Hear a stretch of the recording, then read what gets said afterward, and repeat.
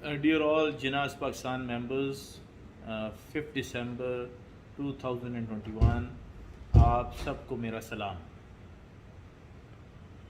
बहुत सारे मेरे दोस्त अहबाब पिछले 1-2 माह से ये गिला कर रहे हैं कि मैंने कोई वीडियो अपलोड नहीं की और मैंने आप लोगों को कोई अपडेट नहीं दी। दो वजूहात थी मेजर। नंबर 1 ये है कि मैं ज़ात बज़ात ख़ुद बहुत ज़्यादा मसरूफ़ था इन द जो ऑर्गेनाइजेशन हमारी इधर है उसके ऑडिट्स में, और कुछ और ऐसी ऑब्लिगेशंस थी कि मेरे पास टाइम नहीं था, और जिस वजह से मैं इतना इसको इम्पोर्टेंस नहीं दे रहा था, टाइम नहीं दे पा रहा था। और दूसरी बात ये थी कि जैसे मैंने आपको लास्ट टाइम बताया था, वो वीडियो भी ऑन रिकॉर्ड मौजूद है कि DHA के साथ हमारा सीज़ फायर एग्रीमेंट है जिसकी एक्सपायरी डेट 31 दिसंबर है। सीज़ फायर से पहले हम लोगों ने जो कमिटमेंट आप लोगों के साथ की थी कि हम लोग अगर DHA लोगों को उनका राइट नहीं देता तो हम जितने भी लोग हैं, हम क्योंकि लोअर लेवल के ऊपर कर्नल, ब्रिगेडियर और मेजर जनरल लेवल तक हमने अपना पूरा जोर लगाया था और हमने पूरी कोशिश की थी फ्रॉम ऑल पर्सपेक्टिव्स, तमाम तरह तरीक़ेकार इख्तियार किए थे। हमारे साथ पहले एक कमिटमेंट की गई थी जिसको ऑनर नहीं किया गया और वो एक मैक्सिमम हाई लेवल तक बात थी।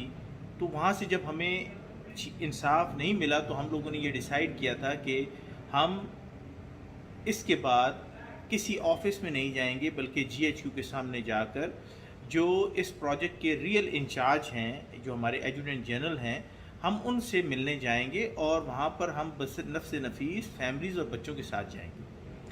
ये सीज़ फायर एग्रीमेंट से पहले की सिचुएशन थी, जिसके बाद इंतहाई ज़िम्मेदार लोगों ने हमसे कांटेक्ट किया और हमें ये यकीन कराई गई कि 30 दिसंबर से पहले रीबैलेट किया जाएगा और उसमें जहां बहुत सारे लोगों को उनका हक दिया जाएगा, तो वहां पर जो हमारे जो मेंबरान हैं, जो ऑन ग्राउंड मौजूद हैं, उन लोगों को भी ऑन मेरिट जो है बैलेटिंग का हिस्सा बनाया जाएगा।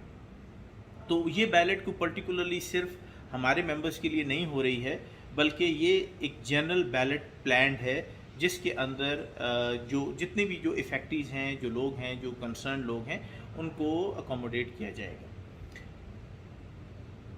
इस सिचुएशन के अंदर अभी जो मेरी आप लोगों से जो दरख्वास्त है, आप इस बात को समझते हुए, ये वो वाहिद वजह थी जिस वजह से मैं आप लोगों को ख़ास वीडियो या कोई क्लिप अपलोड नहीं कर रहा था, क्योंकि मॉरली कोई क्लिप अपलोड करने की बात बनती नहीं है।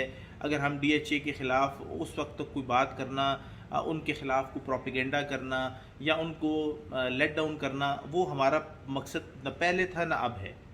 लेकिन ये बात हम दोनों के ऊपर बायलैटरली जो है वो इम्प्लाई होती है, और वो ये है कि वादे की पासदारी जो उन्होंने किया, इंशाल्लाह I am very optimistic, till that moment वो एक्सपायर नहीं होता, उस वक्त तक अगर वो वादे की पासदारी होती है तो किसी बंदे को कोई हक नहीं है कि वो DHA के ख़िलाफ़ अननेसेसरी कोई ऐसी वीडियो बनाए जिससे उनका इमेज मिलाइन हो।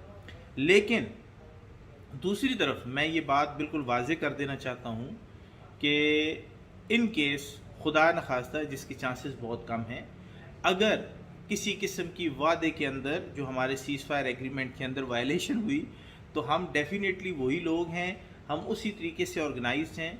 वी आर अल्हम्दुलिल्लाह वेरी ऑर्गेनाइज्ड। हम लोग एक दूसरे से प्यार करते हैं, हम एक दूसरे के ऊपर ट्रस्ट करते हैं, हम एक दूसरे के साथ खड़े हैं और हम उसी जगह पर दोबारा खड़े हो जाएंगे जहां से हमने अपना सफ़र रोका था।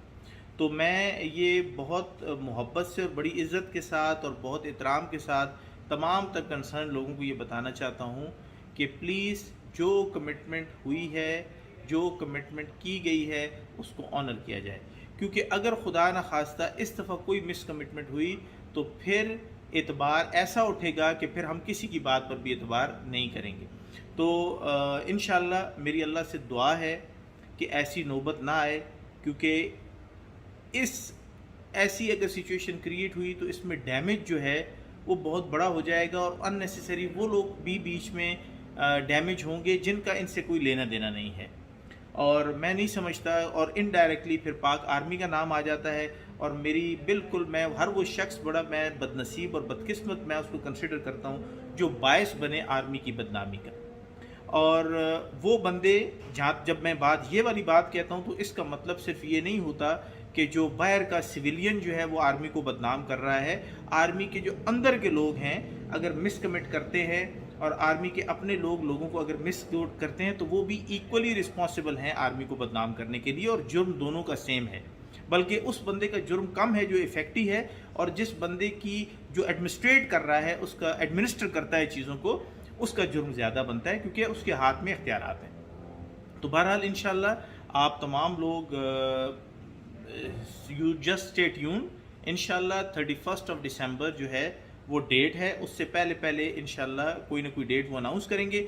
We are not forcing them for anything. हम उनको ये नहीं कह सकते कि जी आप कल अनाउंस करें, परसों अनाउंस करें, जब भी करें, ये उनकी मर्ज़ी है। 31 दिसंबर इज़ द लास्ट डेट। इंशाल्लाह उस वक्त तक सारी चीज़ें क्लियर हो जाएंगी। और अगर खुदा न खास्ता, जिसकी बहुत कम चांसेस हैं, अगर ऐसा कुछ हुआ तो इंशाल्लाह जनवरी के अंदर हम प्रोटेस्ट करेंगे विद फैमिलीज़, बच्चों के साथ, और इंशाल्लाह हम GHQ के सामने बैठे होंगे और उस गेट के ऊपर बैठे होंगे जो सदर की तरफ खुलता है। तो अल्लाह न करे, अल्लाह न करे, वंस अगेन ऐसे खुदा न करे कि ऐसी नौबत आए।